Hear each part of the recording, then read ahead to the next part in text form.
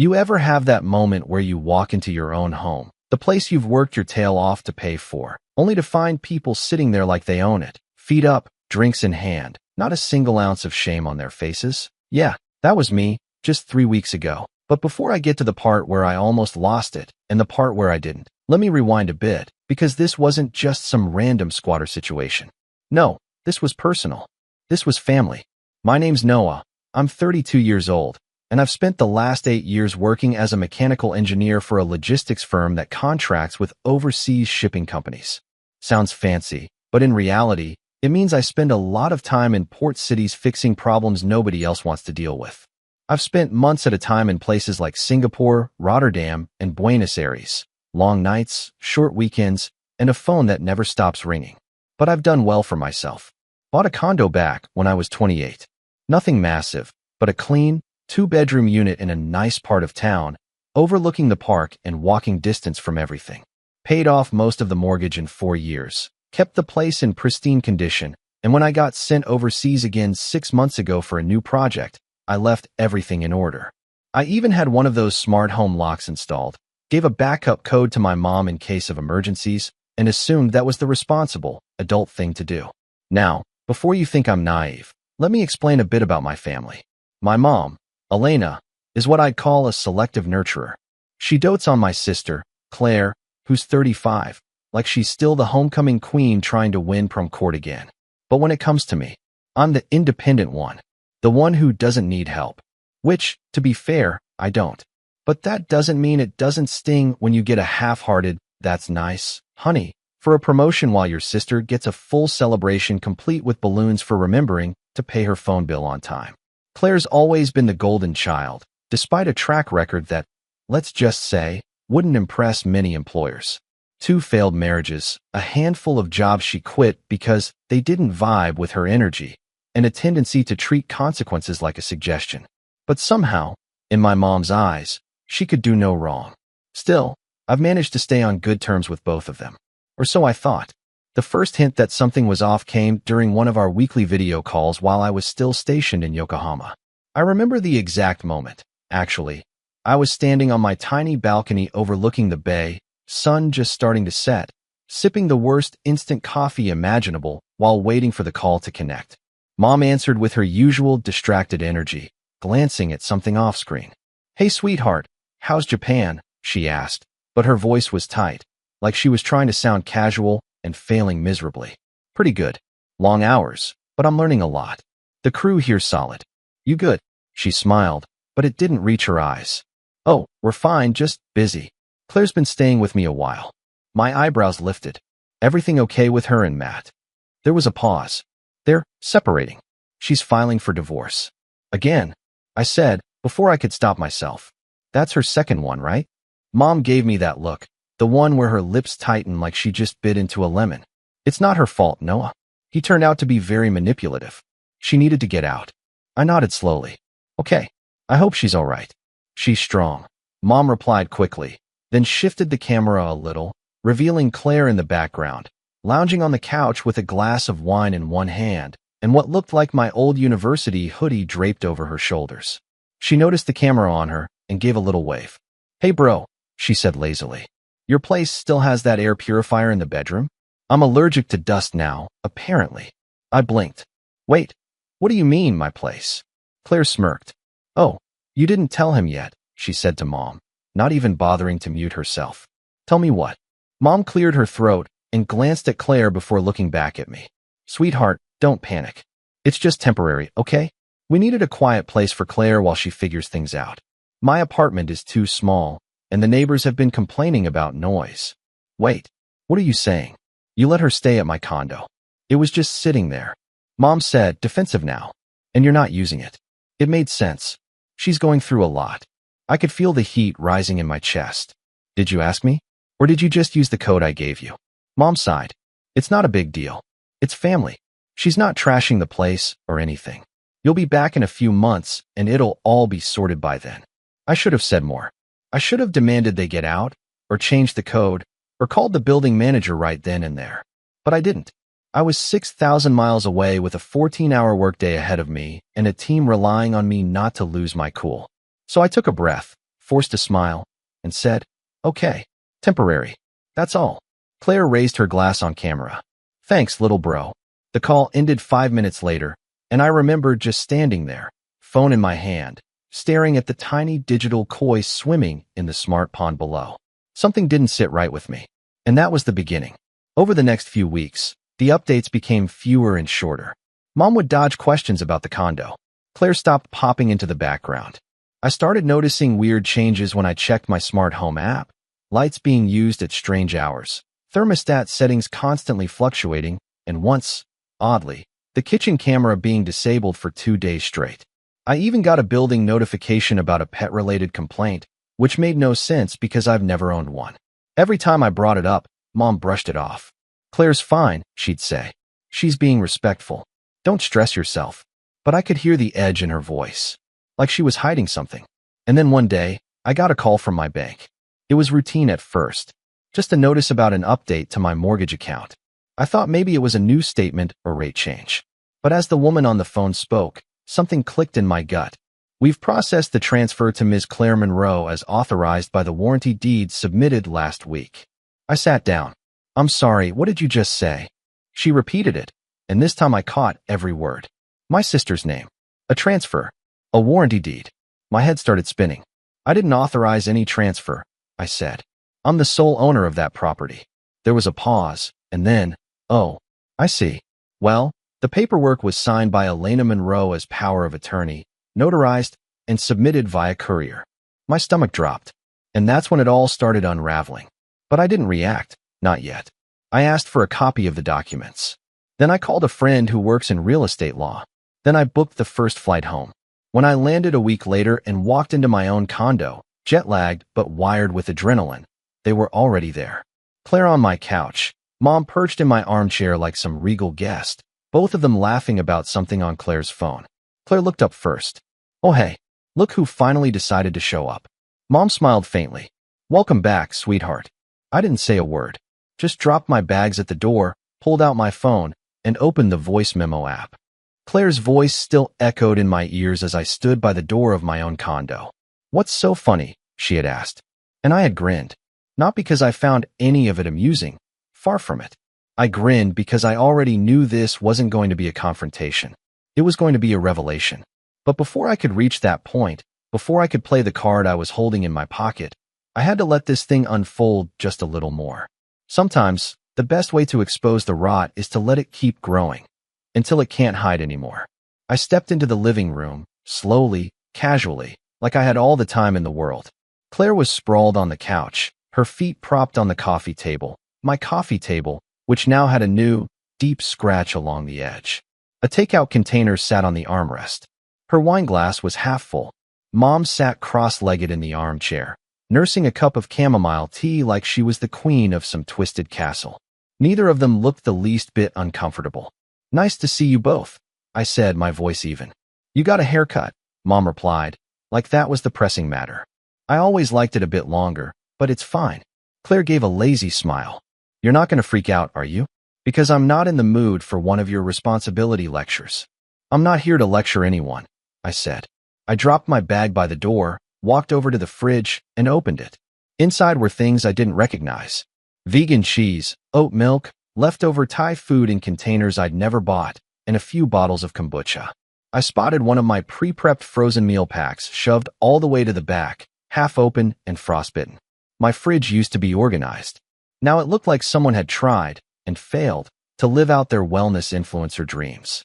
I closed it without a word. "Look," Claire said, setting her glass down with a little clink. "I know you're probably a little thrown off, but it's not like you were using the place." I turned slowly toward her. "How long have you been living here?" She shrugged. "Since February, I think. Whenever that whole mat mess started. Honestly, it's been a blur." "February," I echoed. That meant she'd been here for nearly 4 months. "And you didn't think to ask me? Or tell me?" She scoffed. "I talked to Mom. She said it was fine. You always make such a big deal about everything. You weren't here. I needed a place. What's the issue?" I stared at her, then at my mother. Mom hadn't said a word since the tea comment. She was pretending to be absorbed in her drink, but I could see the tension in her shoulders. She knew I was close to boiling over. "You used the emergency access code I gave you to," What, sneak her in? I asked. It wasn't sneaking, Mom finally said. I'm your mother, Noah. I have your best interests at heart. And Claire needed a safe space. I wasn't going to let her be out on the street. She could have gotten an Airbnb. Or stayed with you. She did stay with me, Mom said sharply. But I live in a 2-bedroom apartment with thin walls, and I have a neighbor who starts banging on the ceiling the second she hears a pin drop. It wasn't feasible. And this place, she gestured around her like she was describing some royal estate. This was just sitting empty. You weren't even renting it out. That's because it's my home, I said, louder than I intended. I didn't want anyone else in it. Claire rolled her eyes. Oh, please. You sound so dramatic. I took a step toward them. You forged documents, Claire. That made them both freeze. What are you talking about? Claire asked, her smile faltering. You filed a warranty deed with my name removed and yours added. Submitted through a courier. Notarized. And according to the bank, processed by someone using power of attorney. Silence. Mom's voice was soft. You weren't here. We couldn't reach you for a while. It was temporary. No, I cut her off. You don't get to call it temporary when you tried to legally transfer ownership. That's not a misunderstanding. That's theft. Claire stood up, arms crossed. Relax. It was just to help me with the divorce stuff.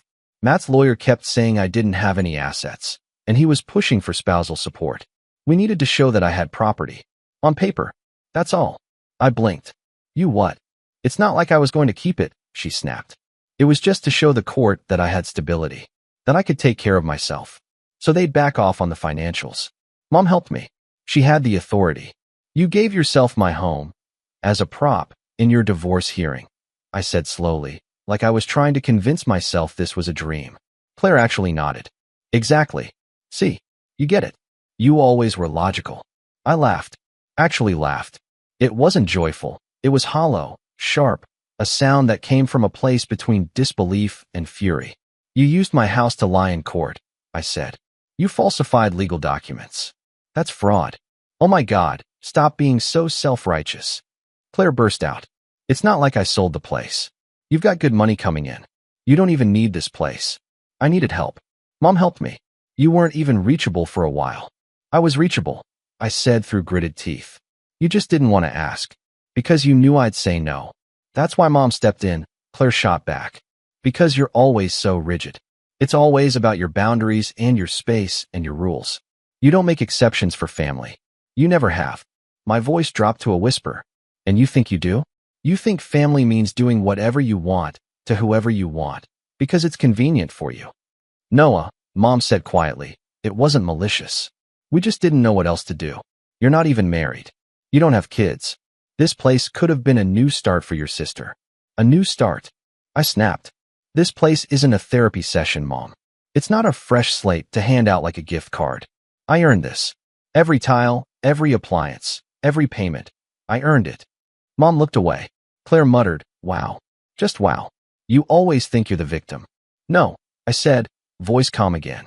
But I think I'm done being the backup plan. Or the silent ATM. I walked over to my bookshelf. Well, what used to be my bookshelf.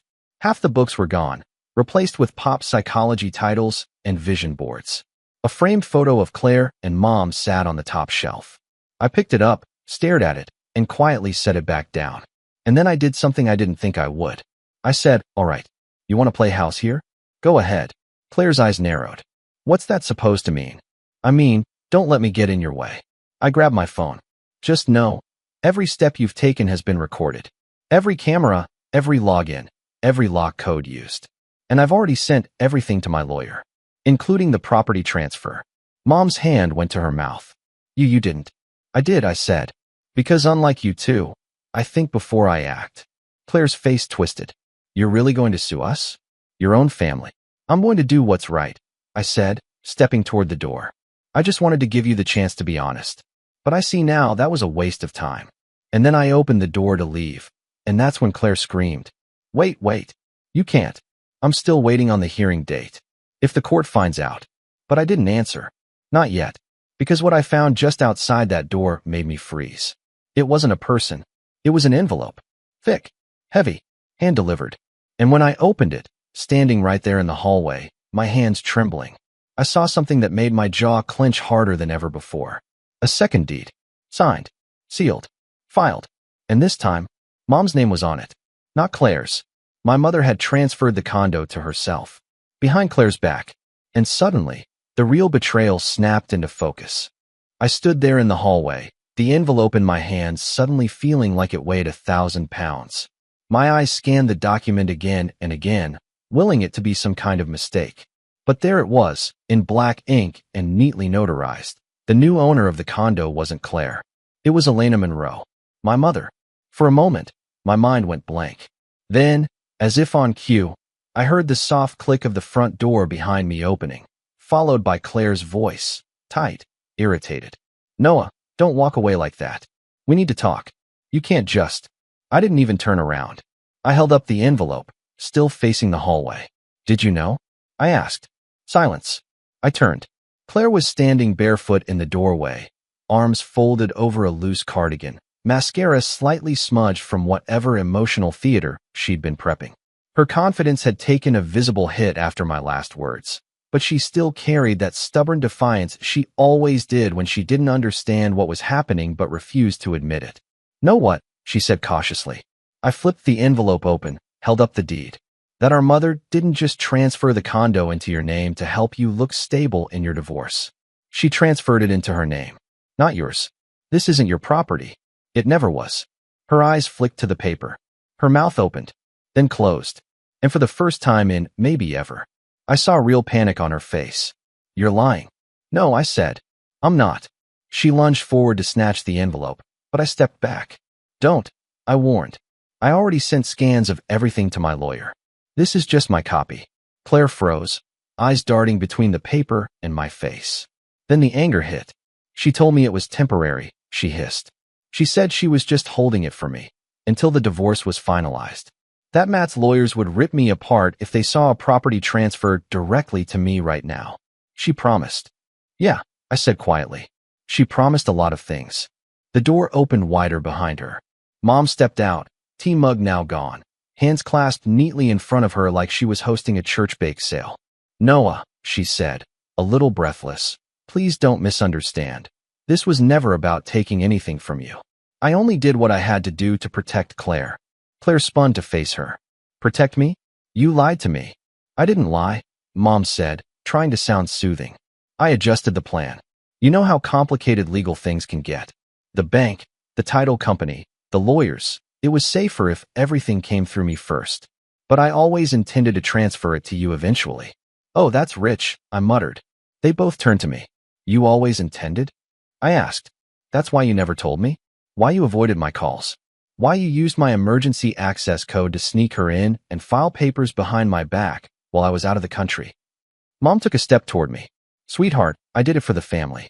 You know how much Claire has suffered. She's been through 2 failed marriages. She's alone.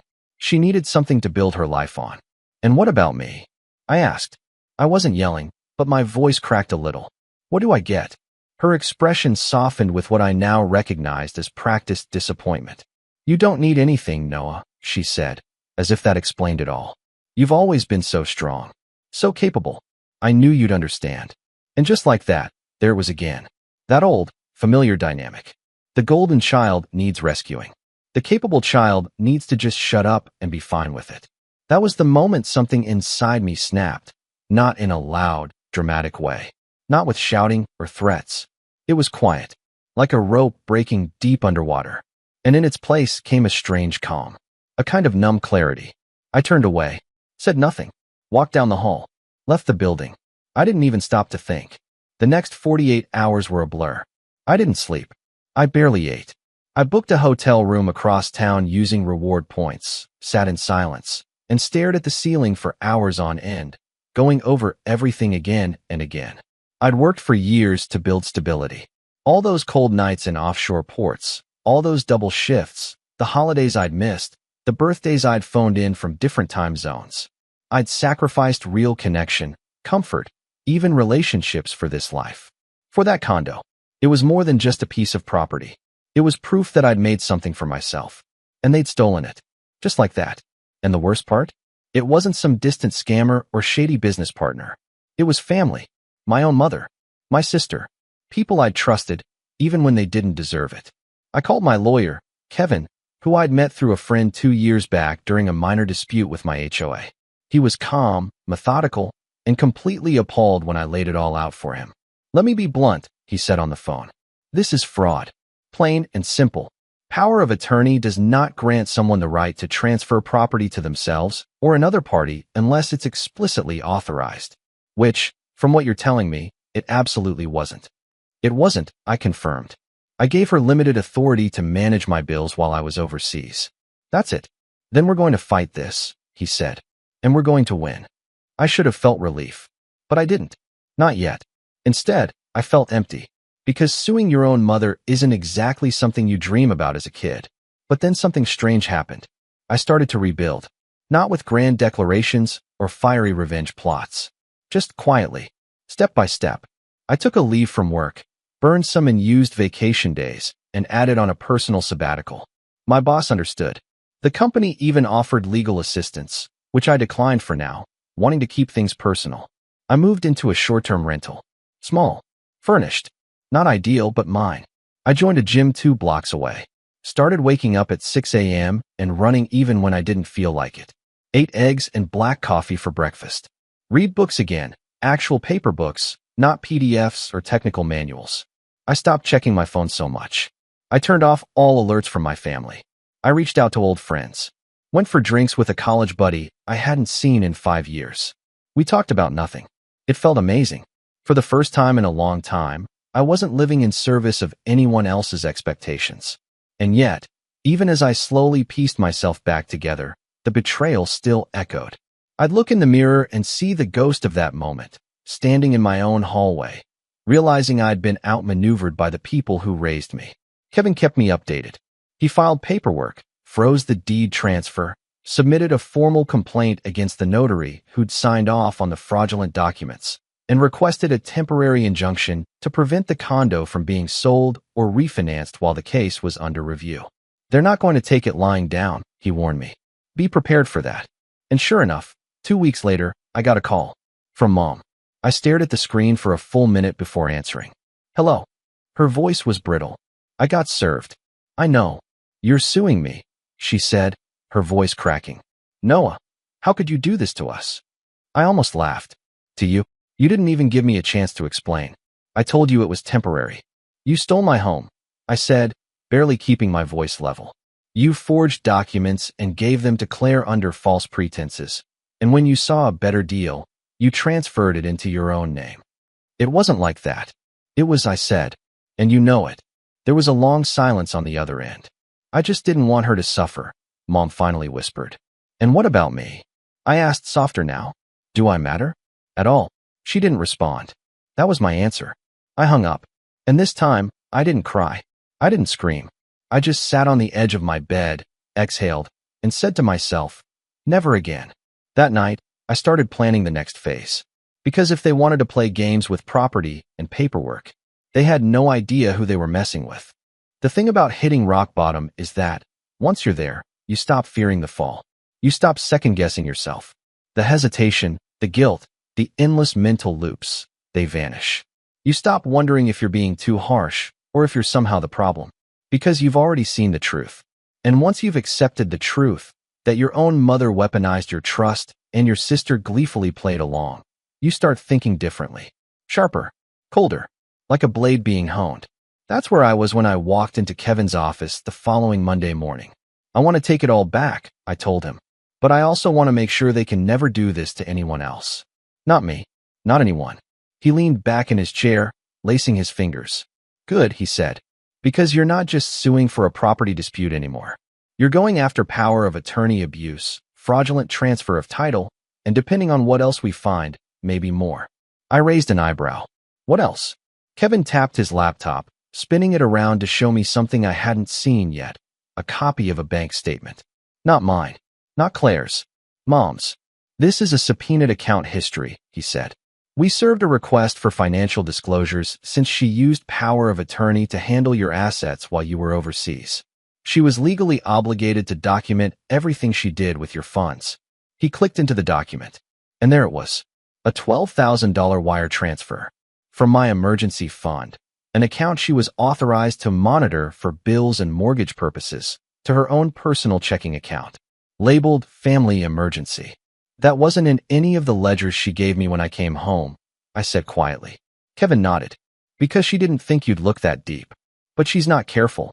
She moved money, changed ownership, and filed paperwork all while thinking her status as your mother gave her immunity. He leaned forward. Let's take that illusion away. The setup began with documentation. Every transaction, every code access, every home surveillance file, every text message, voicemail, email. I compiled it all. The Smart Lock app had timestamps going back 6 months, showing Claire entering and exiting the property dozens of times, long before the supposed emergency need arose. Even better, there was a strange uptick in access during late-night hours when the court documents claimed she was residing quietly with her mother due to spousal abuse concerns. That phrase had pissed me off more than anything. Not because I doubted Claire had marriage problems, but because she used such a serious issue as a prop, as a sympathy badge, and now she'd forged a legal trail to justify taking something that didn't belong to her. I brought everything to Kevin. He was already 3 steps ahead of me. She used a false address on her divorce filings, he said, showing me the paperwork. Claims your condo was gifted to her, but her name was never on your title. Not until the illegal transfer attempt. That's perjury. He leaned back, satisfied. She thought she could outsmart the court with a sleight of hand. Let's show the judge the other hand. Still, legal revenge wasn't the only thing I wanted. I wanted them to feel it. The betrayal, the disrespect, the arrogance of believing I'd roll over because I'm the strong one. So I started laying the groundwork for something more personal. First, I reached out to the condo board. Claire had been using my condo as her personal crash pad, but the building had strict rules about subletting, pets, and extended visitors. I compiled the noise complaints, pet incidents. Yes, she had secretly adopted a dog, and reports of smoking on the balcony, which was a fire code violation. I scheduled a private meeting with the HOA chair, an older gentleman named Roy who'd been around longer than any of us. After reviewing the documents, Roy frowned deeply. She told us you'd authorized her to live there, he said. Even signed a statement on your behalf. She forged it, I said plainly. I never gave her permission. His face hardened. We'll take care of it. And just like that, Claire was about to have a rude awakening. Next, I visited the notary whose stamp was on the fraudulent deed. I didn't go in accusing him, just asked questions, pretending I was confirming some paperwork for my files. His nervousness gave him away before I'd even sat down. You're the original owner of the condo? He asked. I nodded. He rubbed his jaw. I remember your mom. She came in saying you were out of the country. She showed a power of attorney form. It looked legit, but I did feel weird about it.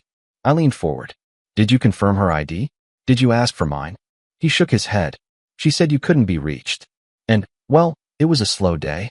I let it slide. I didn't yell, didn't threaten, just smiled. You'll probably be getting a call from the court soon. I'd recommend having your documents in order. His face paled. And just like that, another domino wobbled. But the biggest part of the setup came from someone I hadn't spoken to in over a year. Matt, Claire's now ex-husband. I found him through a mutual friend, and after a couple awkward messages, we agreed to meet for coffee. He was thinner than I remembered, hair a little grayer, face more tired. But as soon as I sat down and told him what had happened, he laughed, hard. Unbelievable, he said, sipping his espresso. Actually, no. Totally believable. That woman's got more nerve than 10 lawyers combined. You think she planned this while still married? He nodded. Probably. She was obsessed with winning. Divorce wasn't about freedom. It was about leverage. She needed to walk away looking like the victim and the powerhouse. Having your place under her name, even temporarily, gave her an upper hand. She kept saying, I'll show them I'm fine without him. Over and over. I shook my head. And my mom helped her. Matt's expression turned serious. Your mom always treated Claire like porcelain. It used to creep me out. Like, I'd make a joke at dinner, and your mom would jump in to defend her before I even finished the sentence. I nodded slowly. Matt leaned forward. You're doing the right thing, Noah. Don't let them gaslight you into thinking otherwise. They're a team, but a sloppy one.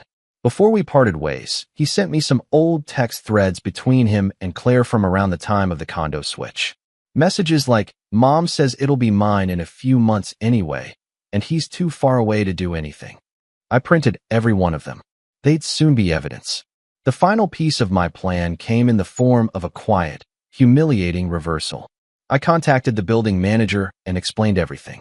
Once he confirmed the fraud, he offered to change the unit's digital locks and restrict access only to those authorized by court order. When I asked him to time the lock reset for a specific date, he raised an eyebrow. Why then? Because I want to be there when it happens, I said. I want to see her try to open the door. Revenge, huh? I didn't answer, just smiled. The same smile I wore that night, Claire laughed in my living room. The same smile I wore when I learned about the forged deed. The same smile I'd wear when everything they built came crashing down. Because this wasn't just a lawsuit. This was the end of a pattern, and I was the one ending it. The day of the reversal was warm and bright. One of those painfully ordinary spring mornings where birds chirped a little too cheerfully, and the world just seemed to go on like nothing was wrong. Like it hadn't watched me get stabbed in the back by the very people I'd once called my family. I parked across the street from my condo complex around 10:15 a.m., sipping black coffee from a paper cup, sunglasses on, watching the building like a stakeout detective in a B-list drama. It was the first time I'd been back since I left the envelope in my hand and walked away from my own home. The plan was already in motion. Kevin had filed everything with precision. We'd obtained a court injunction halting any legal claims to the property and reversing the fraudulent deed transfers. Thanks to the overwhelming paper trail of forgeries, lies, and financial abuse, the court moved fast. Faster than I expected. Power of attorney, revoked. Deed transfers, voided. Ownership, restored to me. The smart lock was set to update at 10:30 a.m. sharp. The HOA was already notified. Security would be on standby, just in case. All that was left was the show. At 10:27, I saw Claire's white SUV pull into the circular drive. She stepped out in a rush, phone clutched to her ear, sunglasses on, purse swinging from her shoulder like she was late for brunch. Her dog, a yappy little Pomeranian she wasn't allowed to have in the building, sat in the passenger's seat, barking like it had something important to say. Claire didn't look worried. She looked busy, comfortable, like a woman who thought the world was still her stage. I watched as she strolled up to the front door, tapped in the access code like she'd done 100 times before, and froze. The lock didn't budge. She tried again, slower this time, looked down at the keypad, frowned, and entered the numbers again. Still nothing. I could see the confusion beginning to spread across her face like ink in water. She stepped back, muttering something into her phone, then tried the code a fourth time. Click. Red light. Denied. At exactly 10:33, the front desk staff approached her, polite but firm. I couldn't hear the conversation from where I sat, but I saw the moment it hit her. Her shoulders stiffened. Her mouth opened, then snapped shut. She gestured wildly. The staff member pointed at a document, probably the injunction, then nodded toward the security camera above the door. Claire stared up at it. Her mouth twisted into a look I'd seen too many times before, disbelief curdling into rage. She called someone, and I already knew who it was. My phone buzzed seconds later. MOM. I let it ring. Then again. Then again. Finally, I picked up. Noah, Mom said, voice clipped, as if she'd just been interrupted in the middle of a spa day. Why can't Claire get into the condo? She's locked out. The building is saying something about a reversal order. I didn't answer right away. I let the silence sit. Then I said, because it's not hers. Her breath caught. You can't just kick her out. She lives there. She's built her life there. She built her life on lies, I said calmly. And so did you. You're being vindictive. No, I said. I'm being clear. You didn't have to go this far. We're family, Noah. Exactly, I said. And family shouldn't steal, or lie, or use each other as pawns. She paused, then said something that genuinely made me laugh. We did it to help you. Help me, I scoffed. By robbing me blind, filing forged documents, wiring money out of my account. Silence. I know about the $12,000, I added. Her voice dropped. I was going to pay it back. Sure, I said. Right after you transferred the condo to Claire, right? Still silence.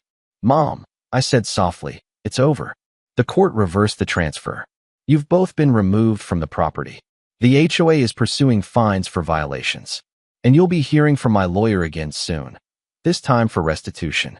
She tried to argue, tried to deflect, but her voice was weaker now, smaller. She knew the game was up. And for once, I didn't let her off the hook. I ended the call. 3 days later, I returned to the condo. Alone. The locks had been changed. The place smelled different. Airless, stale. Claire had left it a mess. Dishes in the sink. Dog hair on the couch. A few plants, wilted and dry, abandoned by the window. But it was mine again. I walked through the room slowly, like I was meeting an old friend I hadn't seen in years. I touched the countertops, opened the cabinets, picked up one of the picture frames she hadn't bothered to take. Me, in my 20s, grinning next to the newly hung balcony lights I'd installed myself. I stood there for a long time, staring at that younger version of myself. He'd trusted people who didn't deserve it. He'd thought loyalty would always be returned. He'd believed family meant something sacred.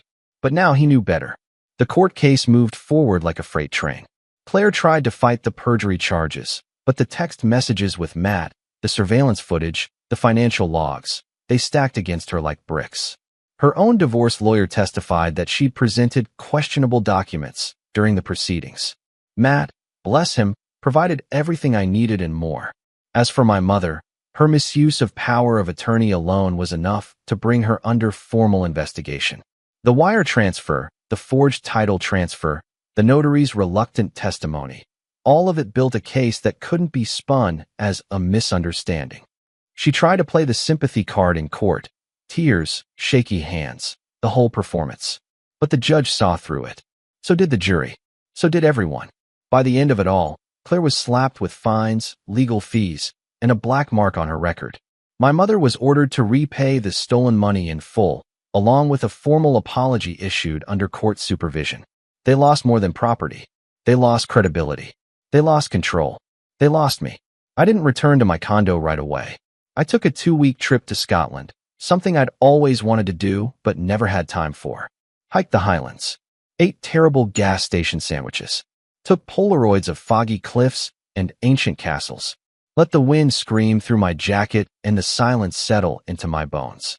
When I came back, I started fresh. I sold the condo. Used the proceeds to buy a modest little house in a quieter part of town, one with a backyard, real sunlight, and no shared walls. I built a workshop in the garage, planted mint and rosemary in the garden, slept in peace. I blocked my mother's number. Claire tried to text a few times. Apologies. Excuses. Even a "you went too far." I never answered. Because you can't heal in the same place that broke you. And sometimes, the cleanest break is the one where you walk away and don't look back. In the end, I didn't burn bridges. I demolished them. Then I built something better where they used to stand. And that was the best revenge of all.